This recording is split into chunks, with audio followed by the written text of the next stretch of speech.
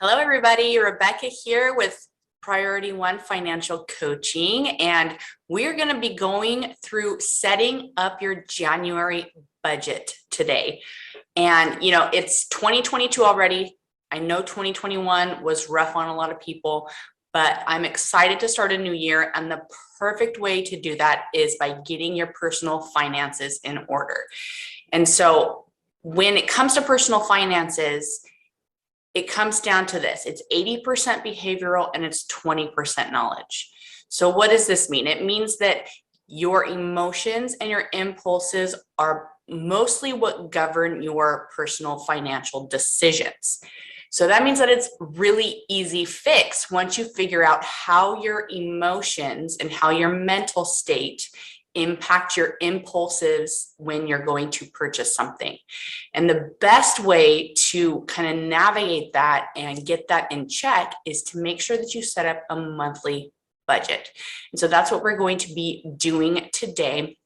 So essentially what I wanted to go over with you, I'm going to give you 3 different budgeting tool options that you can have access to through the internet, unless you wanted to create your own Excel spreadsheet, which that is also an option.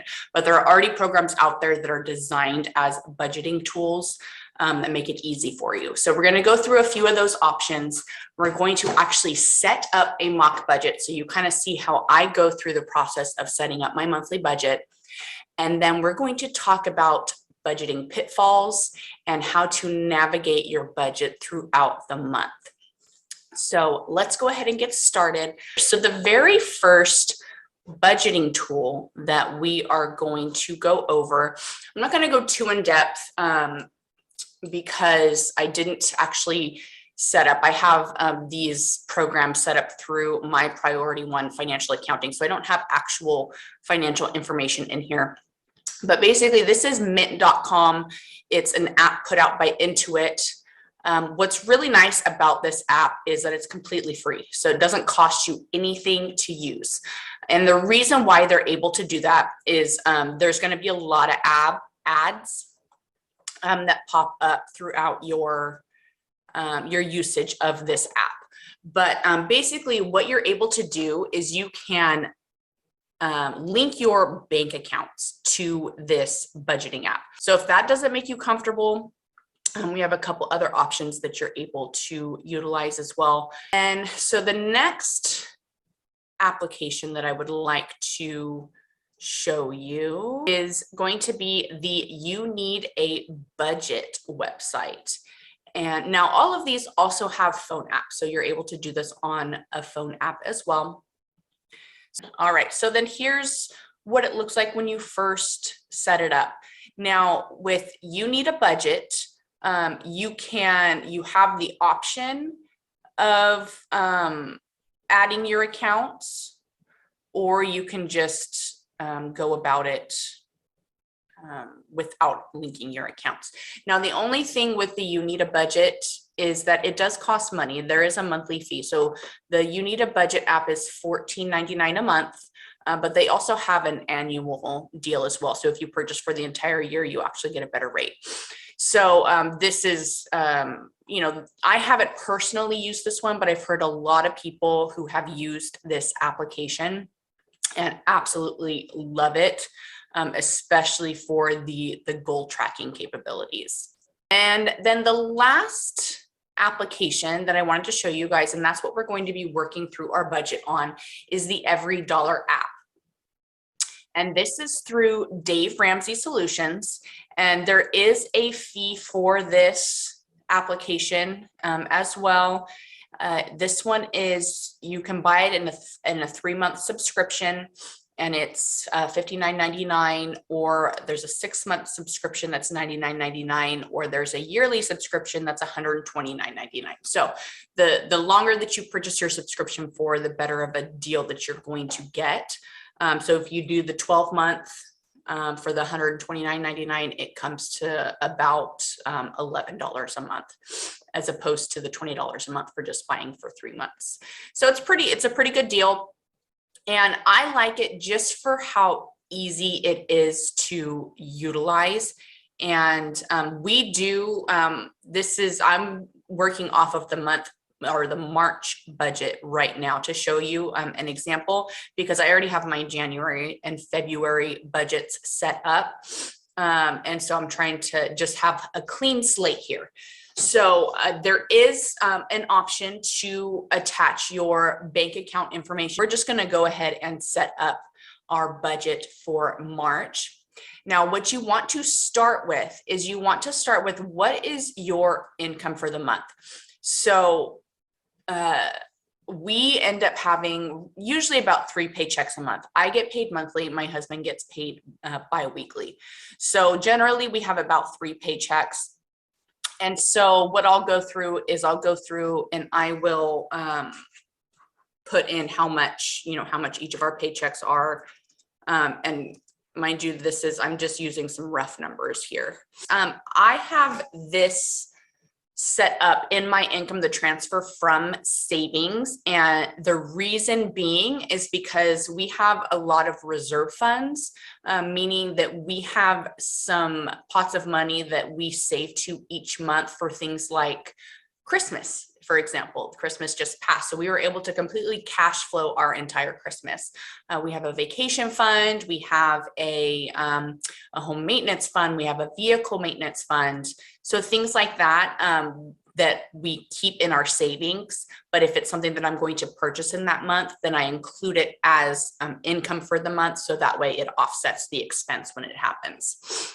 So that's why I keep that there. And so we've got our budget set up. We've got $6,000 to work with. So as you can see right over here, $6,000. The Every Dollar app, it breaks everything up between different categories. So you've got giving, you've got savings, you've got housing, transportation, food, personal lifestyle, health, insurance, debt, and kids. So you can, I can't remember off the top of my head which of these come already pre-programmed in here, but I actually added a couple categories in here as well. So what we want to do first is you want to take care of your 4 walls. So your 4 walls is going to be your housing, your utilities, your food, and your transportation. So those are the 4 things that you want to budget first, because you need to pay those each month in order to survive, essentially. So the first thing that we're going to do is we're going to scroll down here and we're going to scroll down to housing. And so we're going to say our mortgage is $1,200 a month, and we're going to plug that in.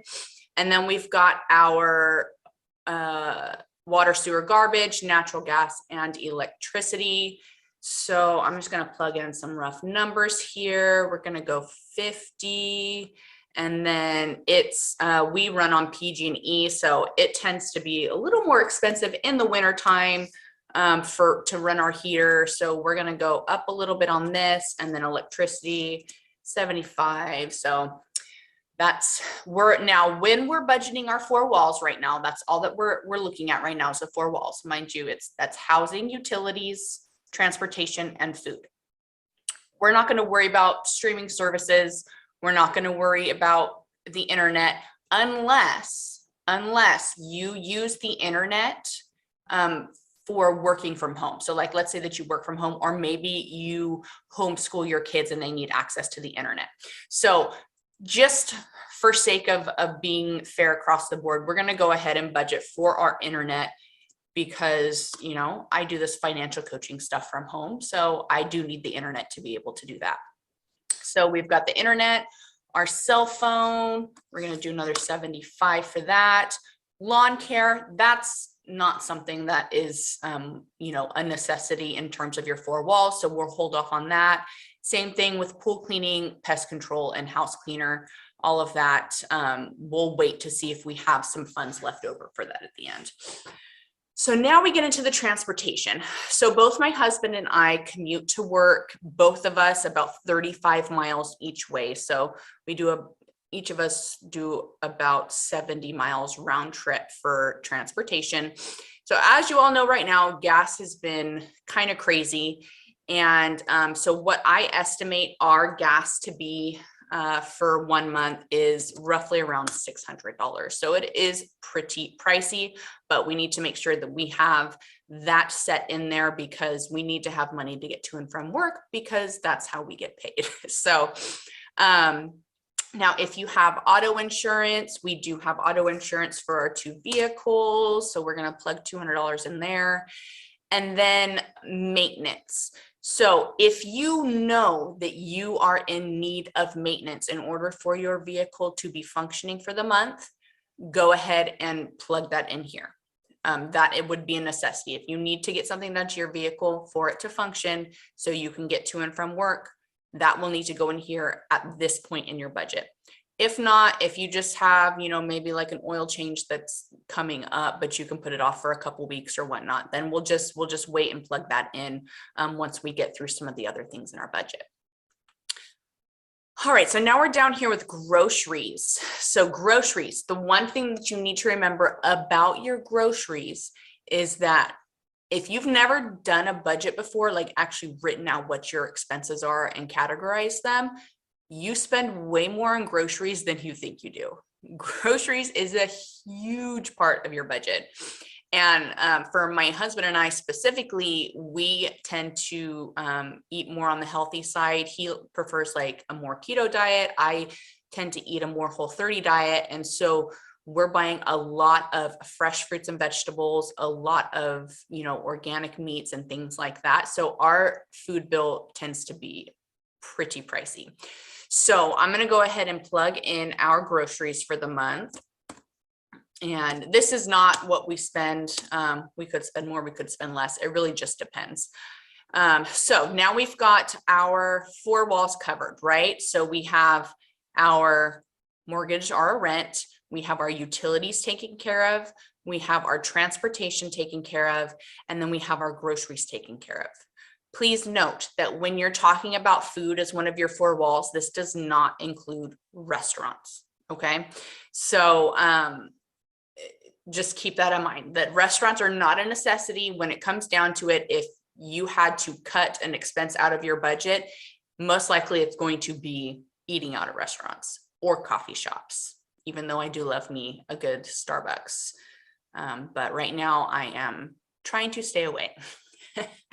So let's scroll through here and see if there's anything else that could be considered like a mandatory budgeting expense.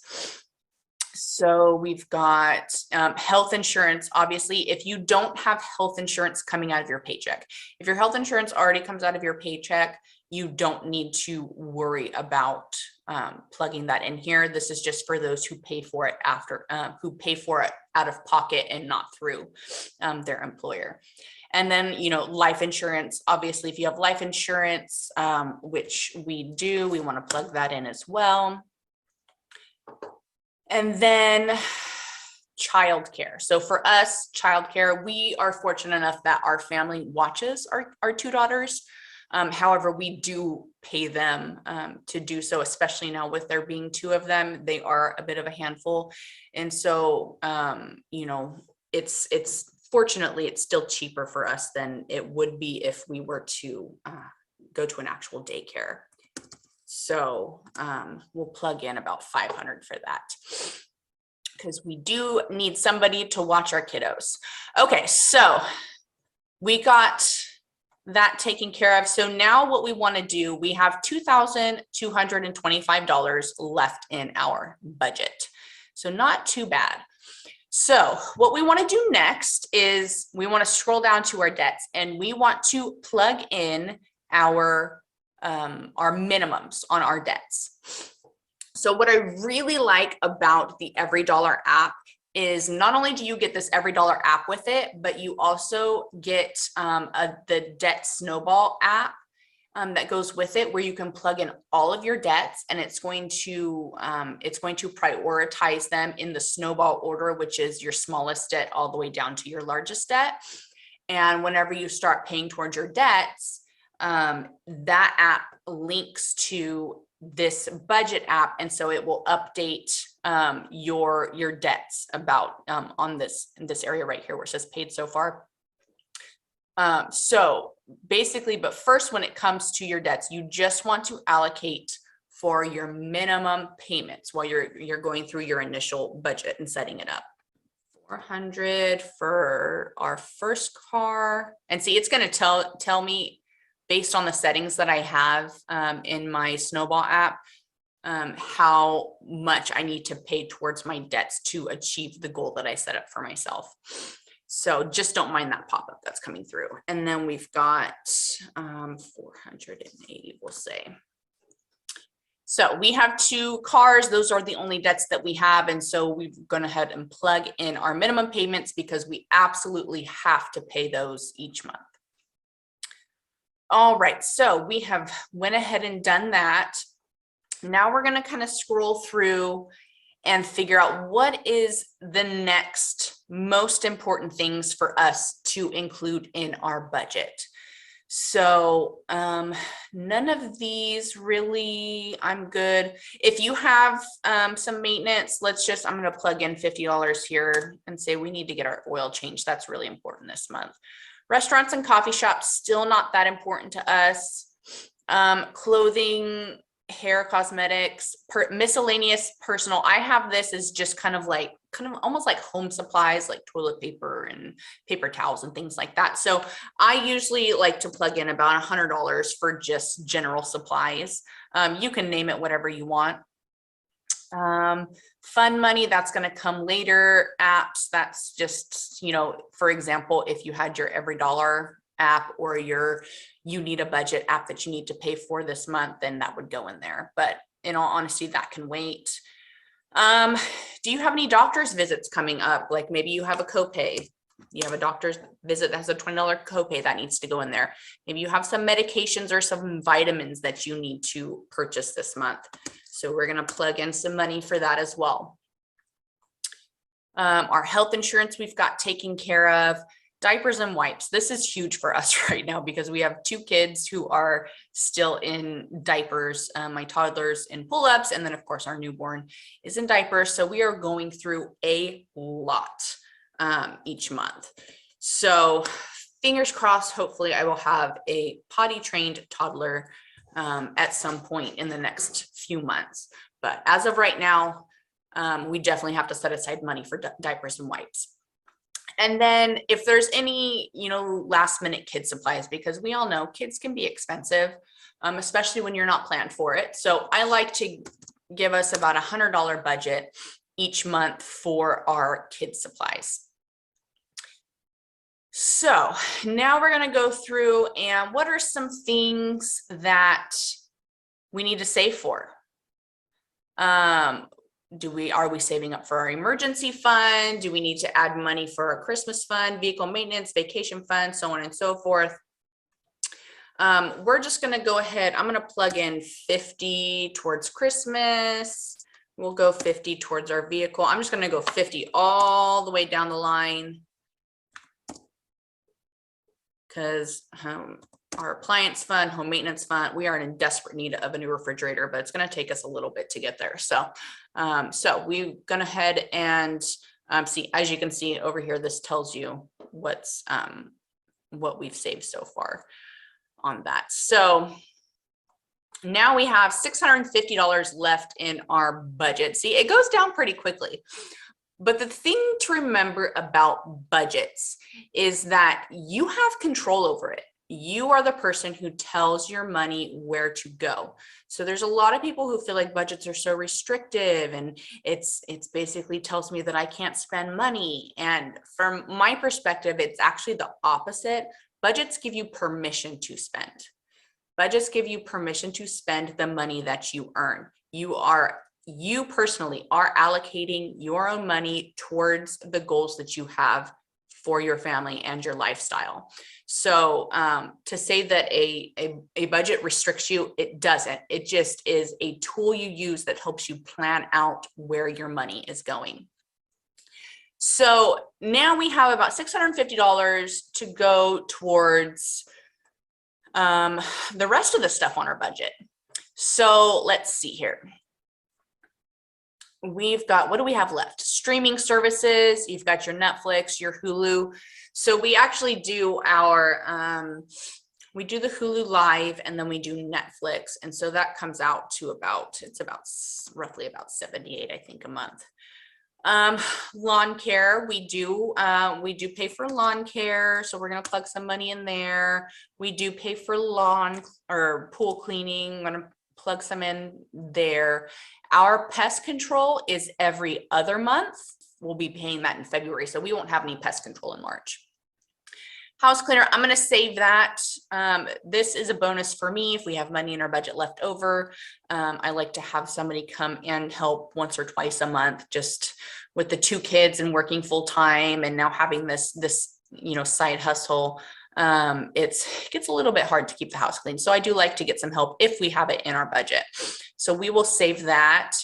I'm going to pass up the restaurants and coffee shops really quick and see hair. My husband does get his hair cut twice a month.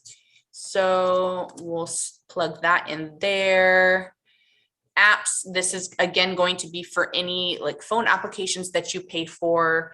I think the only thing that we pay for is a YouTube Premium. And that's so we don't have to deal with commercials with our daughter. When she's watching her Peppa Pig, she really does not like commercials popping up. So we do pay for that. Probably eventually, I think we'd like that to go away, but we'll see. It's more of a convenience for us at this point. So gym, we are currently paying for the gym, but I think our goal is to hopefully have a home gym set up. I don't know if we're going to have that by March. So I'm going to go ahead and just plug in gym membership, which is $40. And what else do we have down here? All right. So now I have $289 to budget. So this is where the emotional part of budgeting comes into play, because there's obviously some things on here that we could do with the $289. And so you have to figure out for yourself what goals you have, and each month you can have a different goal. And maybe you have a long-term goal that you're trying to achieve, like we are with some of these savings funds. So what you want to do is you want to think about, and it's really important to maybe have a conversation with your partner if you have, if you're married or you're living with somebody, and figure out what are your priorities for that $289. Maybe you want to have a date night. Maybe you want to make sure that you have some money set aside so you can get you a iced coffee once a week or twice a week. Maybe you need some new clothes for work. Maybe you just want to get a nice outfit for your date night. You can plug some money in there. Maybe you want to go do something fun as a family. You want to, get away for the weekend, and maybe you can find, a cheap destination for $289. That might be something worth it. The other thing that you can do is you can pay above and beyond your minimums for your debts. So, and I think that's actually what I'm going to do is I'm going to apply 150 over what our lowest debt is, which is the $400 per month. So I'm going to pay an additional $100 towards my debt. And so that way, and make sure that extra $100 that's going towards your principal. So it's going to need to be a separate payment from your minimum payment. So you'll make your minimum payment, and then the $100 will be made as a principal payment. And so we've got $100 towards, actually, you know what? Let's do this. Let me go up here, because I'm going to add 50 to restaurants, because, it's nice to have, a sit down dinner where you don't have to cook and have the mess to clean up, even if it is just once a month. So we're going to plug $50 in for restaurant. I'm going to do $25 here for coffee shops, and maybe that'll get me, actually, let's do 20. We'll do 20. That'll get me about a coffee a week for March. And so that leaves us with 119 left over. So I'm actually going to just add that again to my debt because I really want to start paying down these debts so I don't have to worry about it. So we're going to change this to 619. Yes, I understand. And now we have an every dollar budget. So an every dollar budget is a zero sum budget, meaning, let me exit out of that. The $6,000 that we have budgeted in terms of income that we're going to be received has a plan for it. We have 250 of it going to savings. We have 1,800, a little over 1,800 going towards housing, 850 towards transportation, 920 towards food, 150 towards personal, only 18 towards lifestyle, 110 towards health, 50 towards insurance, almost 1,200 towards debt, which is pretty good, and 725 towards the kids. So I love this little snapshot over here on the side because it's going to tell you the percentages that each category is of your total income. And then as you're going through your budget, if you link it to your account, then you will be able to add transactions to this budget, and it will count how much you've spent in that category, or you can see how much you have left over in that category. Meaning right now, because we're just setting up the budget, we have our full budget remaining. But if you start, for example, with your groceries, you go grocery shopping once a week. So you have one transaction a week, it's going to start deducting and showing how much you have remaining in that budget. So this is a really great, easy tool. I'm obsessed with it. I check my budget on the regular. It updates with transactions every morning based on the transactions that have cleared your account, meaning they're not in pending status. So the only days that it doesn't update is on Sundays and Mondays because there wasn't any bank activity that happened. So I absolutely adore this app. But the Mint app works really well as well, and it doesn't cost anything. So it's really just up to you based on what you feel like doing. Now, I actually think the Every Dollar app does have a free version, but with the free version, you can't link your checking account. So if you're not worried about linking your checking account, and you just want something to create a budget with, and then you can manually enter in transactions, then you'll be able to do that. You can just do the free app. So I'm just going to show you real quick how you can add a transaction. So you'll go up here to the plus button, and we're going to add new. And then this is, we're going to do the $1,200 for, we're going to do the $1,200 for our mortgage. This lets you go forward, which I really like. You can budget out, as many months. I'm not quite sure how far out you can budget, but the Mint app, that's one of the other downfalls of that, is it does not let you go forward months to budget future months. You're only able to budget the current month that you're in, and then you'll have access to the previous budgets that you've set up, but you cannot go forward. So that's going to be paid on March 1st, and it is our mortgage track expense. And so now you're going to see down here, look, now our remaining is zero because we've paid our mortgage. So that's basically what it would look like if you didn't attach your checking account. You would have to manually add the transactions. Otherwise, when you click on this plus button, if your bank account is linked, you're going to have transactions pre-populate based on what's on your checking account. So just wanted to show you that a little bit. Now, what we want to do, I've got about 18 minutes left that I got to get through this because I only have 45 minutes on my Zoom call. So hopefully this gives you a really good idea of how to go about successfully setting up your budget and how to prioritize what's important in your life. But there are a few things that I did want to note is there are definitely some budget pitfalls that you need to keep an eye out for. And I already talked about one of them, and that is your groceries. And that you never, unless you do your budget on a consistent basis and you know exactly how much you're spending each month, you don't know how much you're spending in groceries. Trust me, when I first started doing my budget, I was shocked because I set my budget up. I'm like, oh, well, I think we're about, $750 that we spend in groceries each month. And when I actually, as we got through the month and I realized that, whoa, I was way off and I had actually shorted my budget. So make sure that if you're just starting out and you're not really sure and you have kind of like an estimate, maybe add a couple $100 onto that just in case. And then also, if you are somebody who eats out at restaurants, I would probably go back and check and calculate how much money you spent eating out at restaurants, because that was another thing, especially, during the pandemic, we were ordering out a lot.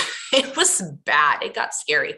So most of the time you probably think that you're spending, just a little bit at restaurants, but then when you actually go back and look, you're spending a lot more than you think. So definitely only budget for restaurants if you have money left over in your budget, and try to eat as much at home as you possibly can, because that is going to be the cheapest on your budget.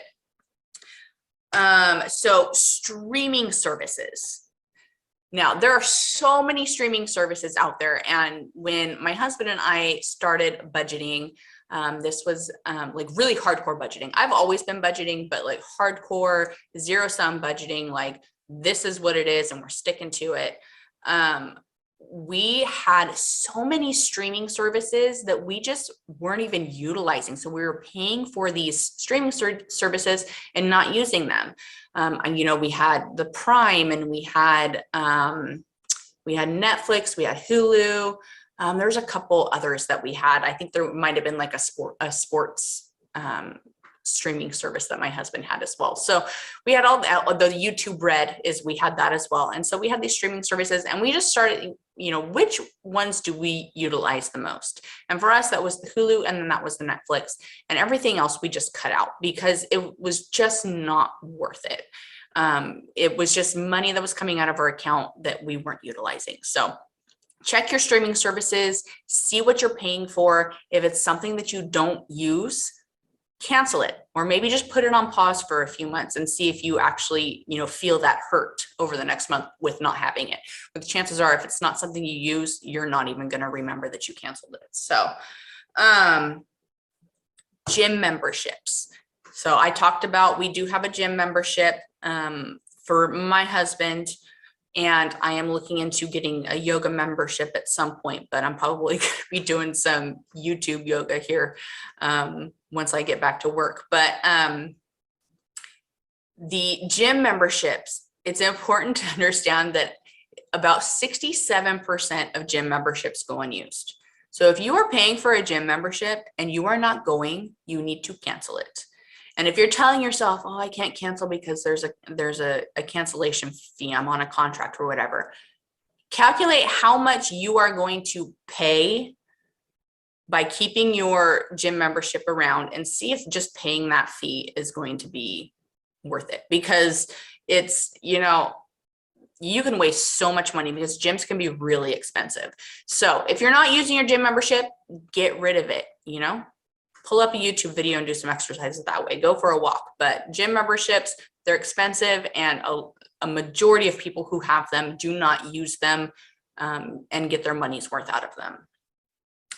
And then the last budgeting pitfall, and this is obvious, debt. Debt is going to be your biggest budgeting pitfall. And it's for us, especially when we actually sat down and listed out all of our debts. Right now, we're fortunate enough, we only have the 2 debts left. But when we first started this, we had, I think, like 18 debt accounts. I mean, just think about that, all those minimum payments, and they were, small balance debt accounts, but it adds up when you have that many. So think about, debt repayment being one of your goals for 2022, because I'm telling you, it will give you so much freedom within your budget that you will feel like you are getting a second paycheck or a third paycheck or a fourth paycheck, depending on how many paychecks you get a month. It's really like, once you get those cleared up, your budget, it just feels so much easier and so much lighter to work through each month. And it's not a source of stress and contention. So that is everything that I have for you in terms of budgeting and setting up your budget. I hope you got a lot of great information out of this. Now, if you would like more help setting up your budget, I still have one space left in my beta client program for my financial coaching program. So this gets you 3 months all access to my Priority 1 financial coaching, my financial clarity program. So if you are interested, send me an email, priority.1.fc@gmail.com, or you can DM me through Facebook or Instagram. But I have one space left in that program, and once that slot's gone, I will be switching to my paid program after I complete my program with those clients. So I hope you got a lot of great information out of this video, and I will catch you next time. Bye, everybody.